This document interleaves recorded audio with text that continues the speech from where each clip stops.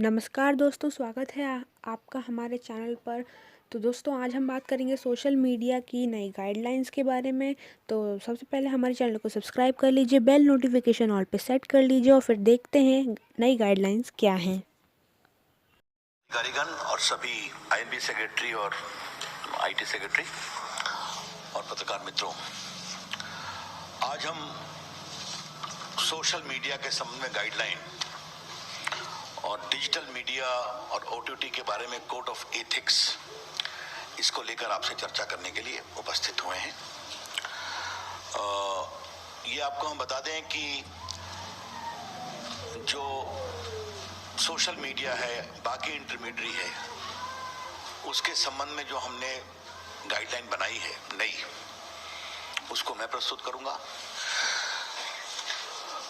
Let me first lay down the ground rule very clearly. Social media is welcome to do business in India. They have done exceedingly well. They have got good business. They have got good number of users, and they have also empowered ordinary Indians. इसकी हम तारीफ करते हैं। व्यापार करें, पैसे कमाएं और सोशल मीडिया पर ऑर्डिनरी इंडियंस को आप मजबूत करें। आपका स्वागत है। The government welcomes criticism and the right to dissent. Let me make it very clear. And social media has been used to ask questions too. But it is very important that the users of social media must be given the forum to raise their grievance and resolution against the use, against the abuse and misuse of social media. Let me repeat, it is very important that the social media users running into crores should also be given a proper forum for resolution of their grievances within a time-bound manner against the abuse and misuse of social media. ये हमारा एक बहुत बड़ा इसका focus है कि we are empowering the ordinary users of social media in this process. बाकी प्रकाश जी उस विषय को बताएंगे। हमारे सामने शिकायत आती थी कि एक महिला की मोर्स फोटो दिखाई जा रही है, मोर्फ किया हुई। बॉयफ्रेंड गर्लफ्रेंड स्प्लिट कर गए, बहुत कॉम्प्रोमाइजिंग फोटोग्राफ दिखाई जा रही है। ऐसे ऐसे प्रेजेंटेशन आ रहे हैं सोशल मीडिया में which cannot be called civilized from any point of view, impinging upon dignity, compromising the civilized norms of existence. ऐसी शिकायतें हमारे पास बहुत आई थी और बाकी चर्चा हम करेंगे कि how of late some intermediate and social media platforms they are used to garner commercial and financial controversy inter se among corporate houses. हमारे सामने ये भी शिकायत आई थी कि सोशल मीडिया को आजकल क्रिमिनल, टेररिस्ट देश में chaos, mayhem, वायलेंस को प्रमोट करने के लिए also from across the border कार्रवाई कर रहे हैं। मैं आपको बताना चाहूंगा, the basic essence of this is what? I would say it a soft touch oversight mechanism where we are insisting upon the platform to develop the mechanism and have a robust redressal of grievances. और अब जब प्रकाश जी अपनी बात कहेंगे तो वहां भी एक सॉफ्ट टच मैकेनिज्म है where the platforms be the OTT और digital platforms are being emphasized to have a proper mechanism. ये हमारा फोकस है, ये समझना चाहिए। मैं I am wish to share some statistics to you. Bharat में व्हाट्सएप के यूजर्स हैं 53 crore. YouTube users are 44.8 crores. Facebook users are 41 crore. Instagram users are 21 crore. And Twitter users are 1.75 crores. This is a good number. They are very happy about it. Indian users are using these platforms and they are also making good business case. Welcome. But what has happened, as I indicated in the very beginning, concerns are being raised over the years about rampant abuse of these social media platforms. ये आपके court के सामने बात आई है, parliament के सामने बात आई है, सिविल सोसाइटी ने बात उठाई है, और फेक न्यूज का तो ये हाल है कि आजकल मैं टीवी चैनल्स को देखता हूं कि वो भी एक फैक्ट चेक मशीन रखते हैं। जब प्रकाश जी ने यहाँ फैक्ट चेक शुरू किया तो हमने कहा नई बात है, but now I see many channels are having a fact check machine. Therefore, this only confirms the rampant spread of fake news. और बाकी financial fraud, incitement to violence, ये सब चीजें चल रही थी। तो ये हमने देखा कि जो इंडिया में सोशल मीडिया का एवोल्यूशन हुआ है, many became as the intermediary, then became the social media, some became publishers overnight. ये भी अपने आप में एक डेवलपमेंट हुआ है, ये आपको हम बताना चाहते हैं। आज का हमारा rational and justification for new guidelines क्या है, मैं 4-5 पॉइंट आपके सामने रखना चाहता हूं, और ये बहुत इंपॉर्टेंट है। आपको एक व्यापक प्रेस रिलीज मिलेगा।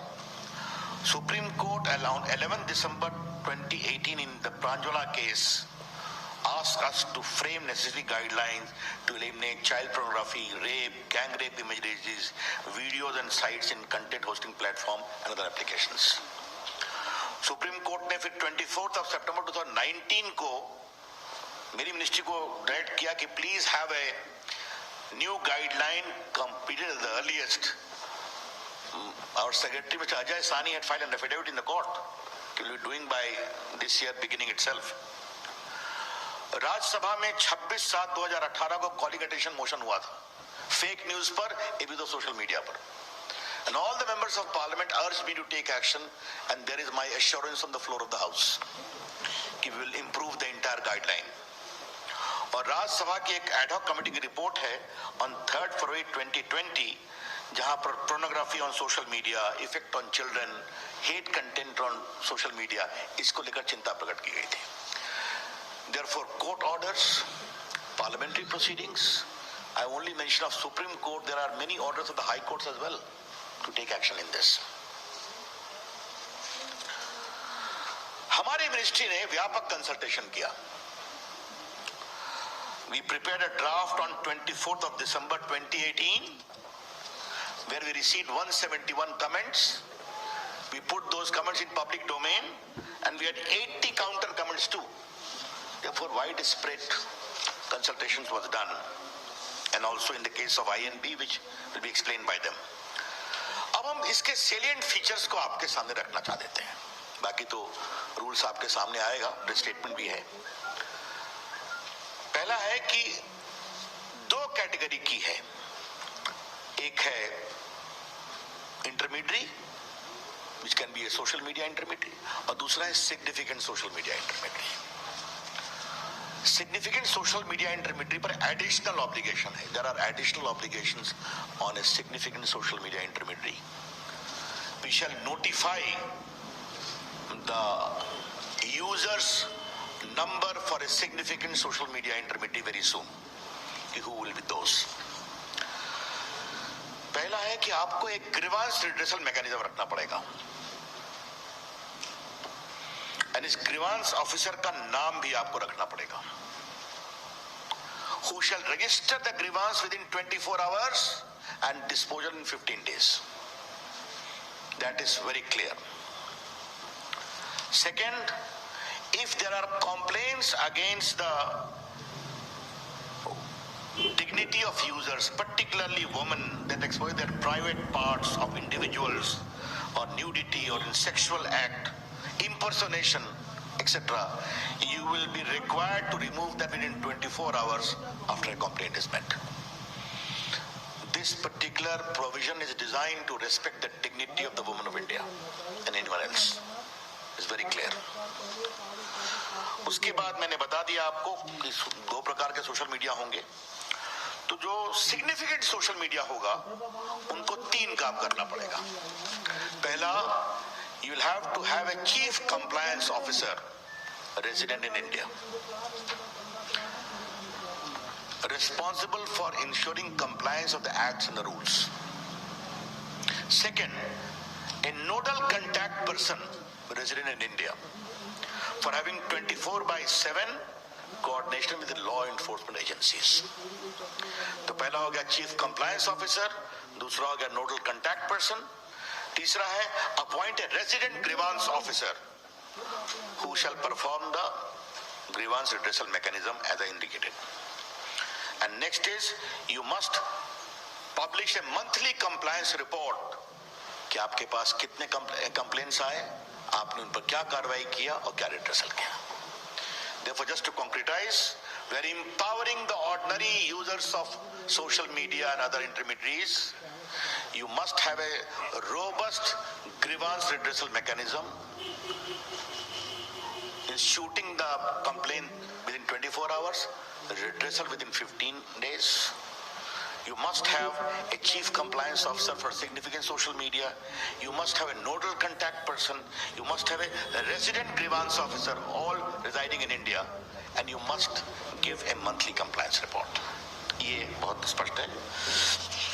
उसके बाद एक सवाल आता है फर्स्ट ओरिजिनेटर का कि खुराफात हुई, but who was the creator, who was the first creator of the mischief? बार बार चीजें रीट्वीट पर ट्वीट होनी शुरू होती है, कई बार महम शुरू हो जाता है ऑन व्हाट्सएप, मॉब लिंचिंग में. तो फर्स्ट ओरिजिनेटर कौन है इसके बारे में बताना पड़ेगा. This first originator will not, we don't like to have the content, क्योंकि कंटेंट तो बाहर आ जाता है, कई लोग ट्वीट रिट्वीट करते हैं. Who began the mischief? ये आपको बताना पड़ेगा. ये मिस्चीफ अगर भारत के बाहर से हुआ है तो भारत में उसको किसने शुरू किया ये बताना पड़ेगा. I repeat, the social media platforms, upon being asked either by a court order or by the government authority, will be required to disclose the first originator of the mischievous tweet or message as the case may be. And this should be only in relation to sovereignty and integrity of India, number one. Number two, security of the state, public order, relations with foreign states, or rape, sexually explicit material, etc., etc. तो आपको ये बताना पड़ेगा कि खुराफात पहले किसने शुरू की, उसको आपको जानकारी देनी पड़ेगी. यस. और ये सब उसी अपराध के बारे में होगा जहां 5 साल से अधिक की सजा है. I explain to you. बाकी उनका एक फिजिकल देश में एड्रेस होगा. इसमें हम एक और प्रावधान कर रहे हैं कि आपको एक वॉलंटरी वेरिफिकेशन ऑफ अकाउंट्स का इंतजाम करना पड़ेगा. Social media, not the government. The social media platform must have a provision for voluntary verification mechanism of the users. क्योंकि आप मोबाइल से करते हैं, बाकी से करते हैं, आपको बताना पड़ेगा. और एक अंतिम बात है कि 2 बातें कहूंगा कि अगर कोई अनलॉफुल इंफॉर्मेशन आपके प्लेटफॉर्म पर है, again if there is a court order और एप्रोप्रिएट गवर्नमेंट डायरेक्ट्स दैट, तो आपके law and order, integrity of India, sovereignty of India, etcetera etcetera, तो आपको उसको हटाना पड़ेगा. एक अंतिम बात आपको बताना जरूरी है कि आपको रिमूव करना पड़ता है अपने, आपका ट्वीट हटा देते हैं, आपका फेसबुक से एंट्री हटा देते हैं. तो अगर कोई significant social media intermediary remove और डिसेबल करता है किसी यूजर के कंटेंट को, तो आपको उसको इंटीमेट करना पड़ेगा, उसकी सुनवाई करनी पड़ेगी. If you seek to remove the or disable access to the content of any social media user, you are required to give him reasons and also hear him. ये हमने एक प्रोविजन रखा है. मित्रों, ये जो सिग्निफिकेंट सोशल मीडिया के लिए जो हमने कानून बनाया है वो 3 महीने में हम लागू करेंगे, ताकि ताकि वो अपनी मैकेनिज्म को इम्प्रूव कर लें। तो दोस्तों ये थी सोशल मीडिया पर नई गाइडलाइंस। अगर आपको वीडियो पसंद आए तो वीडियो को लाइक कर दीजिए, हमारे चैनल को सब्सक्राइब कर लीजिए और बेल नोटिफिकेशन ऑल पर सेट कर लीजिए ताकि आपको आपके फ़ोन में हमारी सारी नोटिफिकेशन, सारे नए वीडियो आते रहें। जब तक के लिए नमस्कार।